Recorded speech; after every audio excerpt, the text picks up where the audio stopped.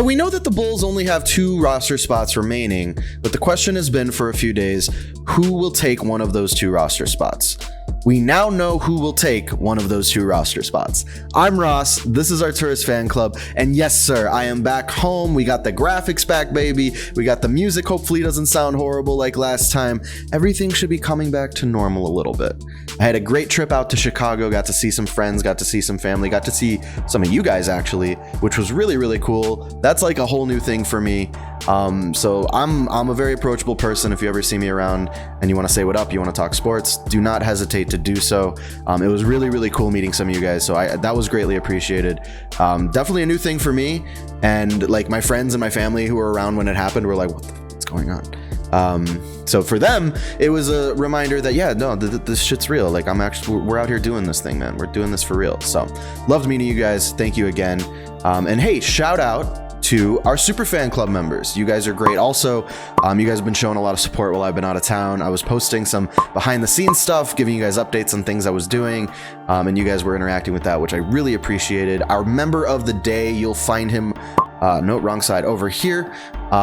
I'm gonna have exclusive content coming up very soon. There's already a few exclusive videos up. For $4.99 a month, you get those exclusive videos, early access to videos, emojis, badges, fun perks, ways to communicate with me, behind the scenes content, all kinds of really cool stuff.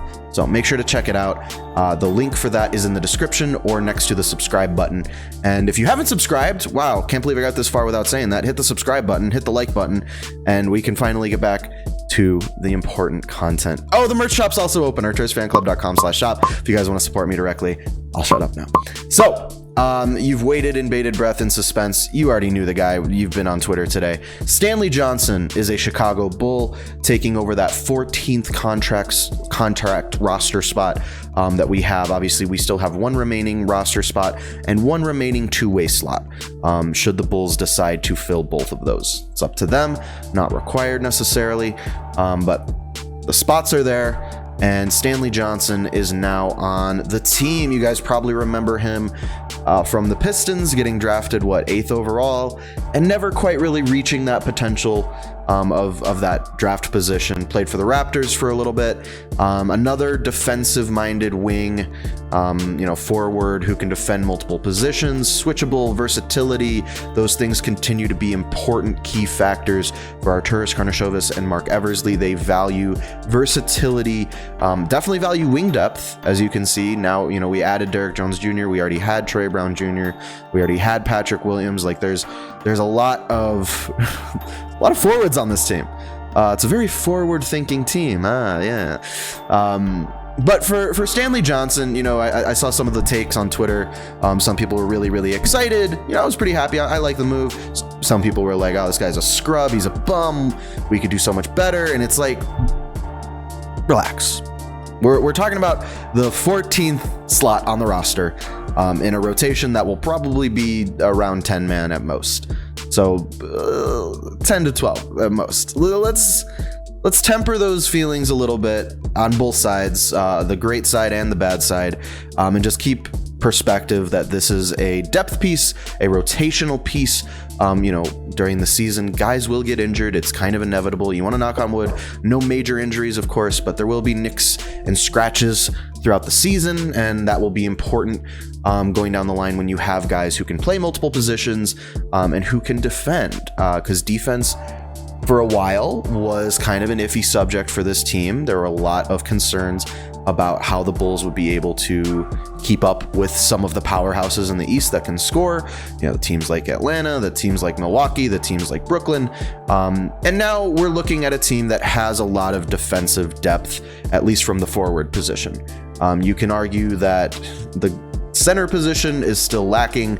Tony Bradley is obviously going to be a really important piece for us off the bench. Beyond that, it's looking a little rough. We'll get to that in a bit, but I want to focus on Stanley Johnson before we start talking about that 15th and final roster spot. Like I said, not a huge contributor last season. He saw increased minutes because the Raptors were dealing with so many injuries, COVID-related absences. The COVID hit their team really hard, so he was able to get more minutes. Now, if you look at his per 36 stats, not horrible. Once again, we're looking at a guy who is defensive-minded, who can get his hands on some balls. Yeah. And can also shoot the ball when he's feeling hot. There was a game against the Bulls, yes, where he had a career high, had 6 threes, and someone else pointed out on Twitter that it seems like we've been acquiring players who have burned us in the past, like Tony Bradley, who burned us in the past. And I mean, yeah, it's kind of funny when you look at it that way. Like, well, if you did it for them, we want you to do it for us now. But I think the idea there obviously is, defense. Defense is really important for our team right now, considering how versatile our offense is in the starting 5. So we'll talk a little bit more about what the starting 5 can do for a guy like Stanley Johnson here in a second. But he's got a large wingspan, talking like a 7-foot wingspan, something crazy like that. He can test shots well, good defender, streaky shooter, and even has some passing abilities. Just never quite lived up to that draft position, unfortunately. He went to the University of Arizona, which means, a special place in my heart.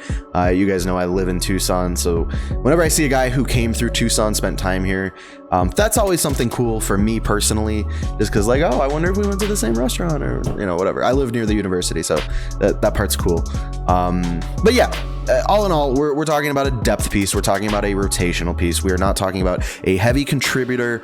We're not looking at Stanley Johnson to come in and, play a huge role for us this season. That's simply not what we're signing him to do. So there's no reason to get too high or too low on the guy.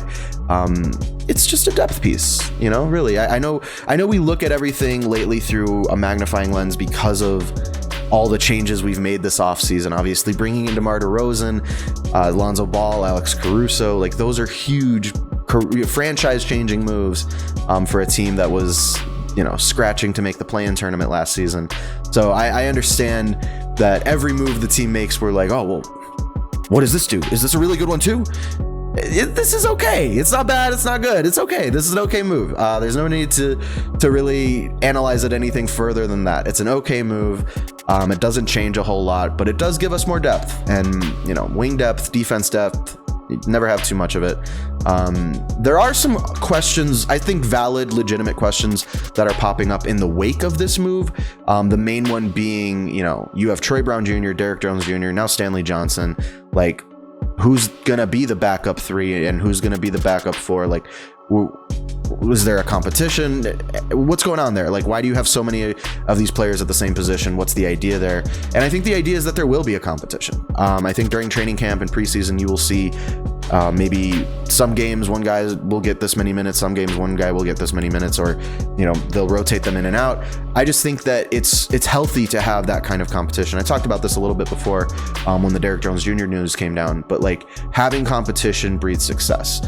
Having guys who work their asses off already, tell them, okay, if you want this job, you need to go out there and prove it more than that guy. And you tell that to each guy, and they go out there and, hopefully you imagine they're playing some of the best ball of their lives to get that spot. So that's what I expect out of out of the 3 and the 4. Now, with all that said, like, I'm not totally sure Stanley Johnson is going to be a big part of that competition. I feel like Troy Brown Jr. and Derrick Jones Jr., in my opinion, are, firmly ahead of him in the depth chart as it stands right now. Obviously that can change. It is probably helpful that Derrick Jones Jr. and Stanley Johnson have experience playing the 4. Most recently, Stanley Johnson was playing the 4 for the Raptors, I believe. So that could be a big plus for him because we are lacking in depth at the 4 specifically. There is a universe where some of these guys could be playing together. The spacing wouldn't be great. Like I keep saying, I keep alluding it, but we'll get there. I don't really see Stanley Johnson getting a lot of minutes. You talk like 10 minutes off the bench in a game where the Bulls are playing pretty well. If the game is close, probably not going to see him. But Troy Brown Jr., on the other hand, is a guy that I feel like could end up developing and playing into that 4 spot. I don't see him as much of a 2. I like him being near the basket. I like him getting his hands on rebounds on the boards. I like him starting fast breaks, using his scrappiness. So I'd prefer to keep him closer to the basket personally. He can shoot the 3 too, Troy Brown Jr. I've seen him do it in actually clutch situations, but for the most part, I think you can kind of put DJJ and TBJ at those backup 3 and 4 spots for now, at least, depending on what moves come next. So the other question that I keep seeing, where's the spacing? You've got 3 guys here who are not, career high point 3-point shooters. We're talking guys who aren't really relied on offensively in general. Stanley Johnson has been inconsistent offensively his entire career, but has shown flashes. Derek Jones Jr., same thing. Troy Brown Jr. is still, verdict's a little bit out on that one, but more of a defensive guy, as we've come to know. I think the idea there is that you're going to optimize lineups, pulling guys in between, the third string, the second string, and the first string. Because, eventually Kobe White, he'll come back from his injury. You'll be able to put him out there with a guy like Derek Jones Jr., Stanley Johnson. Alex Caruso is an underrated 3-point shooter and an underrated offensive player in general. But then, you can start making moves to switch guys in with, a Zach LaVine, with a DeMar DeRozan, with a Nikola Vucevic. There are so many different ways to plug and play the guys on this roster. And I think that was the whole point, man. I think that was the point, was to just have so much depth here that you could plug and play at any point. And, if Zach's cooking one night, you could throw Stanley Johnson or Derek Jones Jr. out there to start clamping up. Zach's cooking. All right, then we don't need to worry about, if DeMar DeRozan isn't providing spacing, or if DeMar DeRozan's defense obviously is a liability, but his spacing can be too. What I'm saying is, like, Zach LaVine's cooking. You can put him out there with a defensive-minded wing and not lose any spacing just because he's attracting so much from the defense, or just balling out and the defense can't do anything to stop him. And the same thing can be said for Nikola Vucevic. Like, Vuce goes out there some nights and he just gets hot and he starts picking and popping all over the court. If you have that going on, sure, you can put him out there with a defensive-minded 4 and let them run together. Patrick Williams is another guy that I feel like is underrated from 3-point, and that's another guy that you can put out there with a guy like Troy Brown Jr., Derek Jones Jr., and get added defense, but still not sacrifice much in the way of spacing. So I think the idea there with, all the spacing concerns, it's going to be a challenge for Billy Donovan, because the personnel is there. It's just making these pieces fit together. So the concern is valid, and I'm not going to dismiss it. I'm not going to say it's not a valid concern. It's just, we got to wait and see what Billy Donovan does with the lineup. I would say what you should be more concerned about is Billy Donovan's ability to maximize the lineup, which is still a concern that I would say don't let that keep you up at night. Billy Donovan has shown in his career a very great understanding of how to utilize defensive-minded forwards and guards, and how to best put them in situations to succeed with their offensive counterparts. So Billy Donovan is not as bad with rotations, I think, as some people have been making him out to be. Just has struggled with personnel, especially last season. The personnel was just like, it didn't fit. Some guys were just not developing. It was a tough season for all of us, but Billy Donovan definitely took the brunt of some of that criticism when he just couldn't find guys that could play the roles he needed them to. So the other question, the possibly most important question, what's going to happen with that last roster spot? That's a good question, because there are options. Some of the options are now limited. As you guys know, Paul Millsap ended up signing with Brooklyn. So did LaMarcus Aldridge. So those guys are off the list. I know the last time we talked, my last video was Paul Millsap. And then I was traveling again and I tried to make another video and I lost a bunch of the footage. And I was just like, all right, I'm going to take a little break while I travel, get home, and get back to my comfort zone here. And so some of those options are no longer options. In my personal opinion, we have figured out defense. We need, in my opinion, a guy who can play the 4 and 5 and can give you some scoring. Maybe a stretch 4.5. You can say things now about Lauri Markkanen when it's like, okay, yeah, a guy with similar skill sets, but maybe a little more aggressive in the post would be nice. We've got solid interior defense from Tony Bradley. Getting more interior defense wouldn't be a horrible thing either. So I'm not totally opposed to that. But like as far as guards and forwards go, kind of set on that. Definitely looking for more of a 4/5 player at this point. And like I said about Lauri Markkanen, that was a joke. Lauri couldn't play the 5 anyway. I want someone who could potentially play both, especially, you know, once again, knock on wood, in the case that Tony Bradley does go down. You know, Marko Simonovic, love the guy, excited for the guy. Don't think he's ready for that moment. We definitely need someone who could come in and relieve Tony Bradley in that scenario. So a couple guys that have been floating around just in general, not necessarily fitting the mold of what I just talked about. Alize Johnson was the guy that we were talking about the other day because the Nets released him in order to sign LaMarcus Aldridge. I wanted him prior to Stanley Johnson. Now that we have Stanley Johnson, it's like, I don't know. It's redundant, and he wouldn't necessarily be a great fit at this point. It would, you know, he's a nice up and coming player. I really like his development so far in the league, and I think he's going to be really good for whatever team he ends up going to. Just don't think the fit is there anymore necessarily, and it wouldn't be fair to him because he's going to be buried at the bottom of all those forwards and like not really going to get many minutes. Another guy, James Ennis, who similar kind of situation of like, we're good on guards and wings, guards and forwards. And, you know, I like the offensive potential there that he could bring for us, especially to a second unit that needs it. Just once again, just not sure the fit is there. And mind you, like if we do bring in one of these guys that I'm saying that the fit isn't necessarily there, I'm sure we'll figure it out. That once again goes back to Billy Donovan's ability to mix and match and make these lineups work. I wouldn't be upset with any of the guys on this list, mind you, that I'm talking about, even the guys I haven't even gotten to yet. So just letting you know my personal thoughts about what we're potentially looking for. But, you know, if we end up getting one of these guys, not the end of the world. Next guy is Isaiah Hartenstein. Another player in the mold of Tony Bradley, interior defender, raw offensive game. There's a little bit of potential there, but still pretty raw on offense. Definitely looking at him as more of a defensive-minded 4/5. He's played both, and I'm not opposed to it. I'm definitely not opposed to it. Once again, like I was saying, relief for Tony Bradley. But yeah, I mean, then I would say there is an argument to be made about like, is spacing even a concern anymore? Like I'm not expecting the 15th guy on the roster to come in and be a heavy contributor, you know, to give you a lot of scoring. But it's just like at that point, if one of your main scorers does go down, you are kind of putting yourself at a huge disadvantage.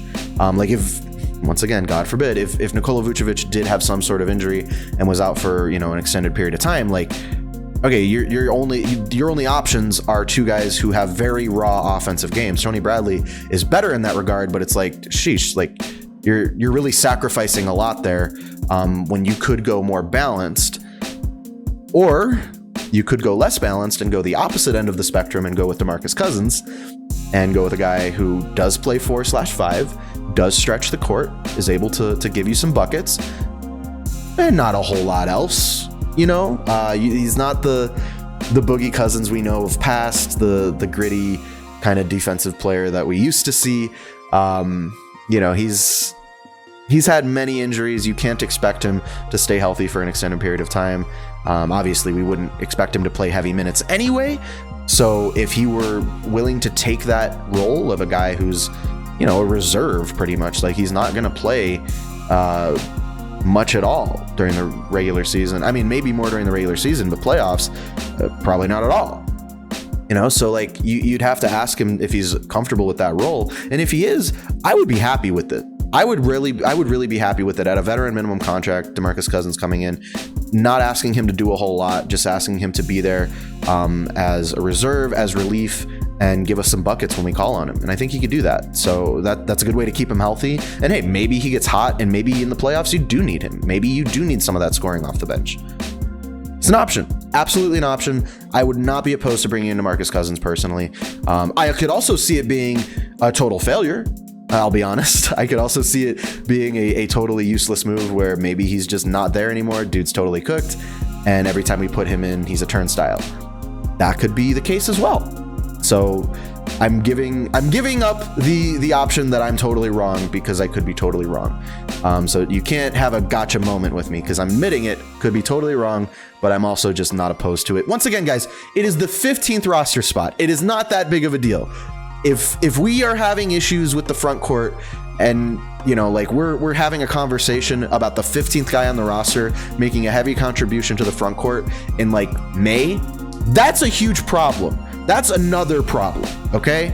That's a totally different problem. The 15th guy on the roster should not be the one making a huge contribution in May and in the playoffs. Like, if that's a problem, then there's something else has gone horribly wrong. So yes, a flyer on DeMarcus Cousins for the 15th roster spot. I'm fine with it. Not opposed to it. And then maybe the best case scenario, the guy that I keep talking about and have been talking about, is Jared Vanderbilt. You guys know I've been high on Vanderbilt for a while. Now, I know I'm going against a little bit what I had said earlier of what I think the Bulls need. This is a guy who is defensive minded, who is raw offensively, but just hustles so hard, plays with such intensity. Like, we need intensity from a guy like that. He's played so hard that he's gotten himself into the starting lineup. Just that is how badly he wants it. Hustles for loose balls, crashes the boards, blocks shots, finds the rim. Dude can yam it. Just gets better with time. He's so young. He's gonna get really, really good soon. And if we were to execute a sign and trade, he's a restricted free agent, mind you. If we were to execute a sign and trade, we could have him locked up for 3 years potentially. In the prime, entering potentially the prime of his career. So Jared Vanderbilt, I think, is the best case scenario. Really like the guy. Would be super happy if we could get him. Not the mold that I had been discussing earlier, but it's also a situation where it's like the guy is just good enough and young enough and has enough potential that you just do it anyway. So if the Timberwolves are willing to take a pick or two and execute a sign and trade for Vanderbilt, we got that $5 million trade exception, the TPE. I don't know, man. It's a lucrative option right there. It's an option that I'd love to pursue. But with any of those guys, I'd be happy. I'm sure there's more that you guys are out there right now like, why isn't he talking about this guy? Make sure to leave those guys in the comments. Anyone that you think I missed. Who knows? Maybe we'll be talking about this for a while. News seems to be slowing down a little bit here lately. So not something that I feel like is going to be a pressing issue. Maybe. I could be wrong about that too. But I feel like we're going to have a few days to talk about that last roster spot. So let me know who you think I should address in the next video. Let me know if you have something you want me to address in general in a video. I'm always open to suggestions and critiques. Thank you guys so much for sitting here and listening to me ramble for over 20 minutes. Yeah, this was a good one. It's good to be back. Still kind of getting my footing, getting back into the groove of things. But this was a really fun one. I'm excited for Stanley Johnson to show what he's got. Show me what you got in training camp and preseason. We'll see. Hopefully something. I'd be happy. And if you haven't joined the Super Fan Club yet, I'm going to plug it again. $4.99 a month supports me directly. Exclusive videos, early access to videos, behind the scenes content, exclusive ways to communicate with me. And it, like I said, supports me directly. If you like what I do, if you rock with what I do, you could also be the Super Fan of the day and get your face or name over here. Trying to do more of that. Trying to get you guys more involved as well. Make sure to follow me at Arturs Fan Club on all platforms. The merch shop is open, artursfanclub.com/shop. Grab a shirt, mug, t-shirt. Said that twice. Shirt, mug, tumbler, whatever you want. There's so much good stuff. Supports me directly, as always, as I always say. If you guys like what I do, I want to make this a career, and I'm back on my grind, so you know it's for real. So thank you guys again. This was a really good one, and we will talk very soon.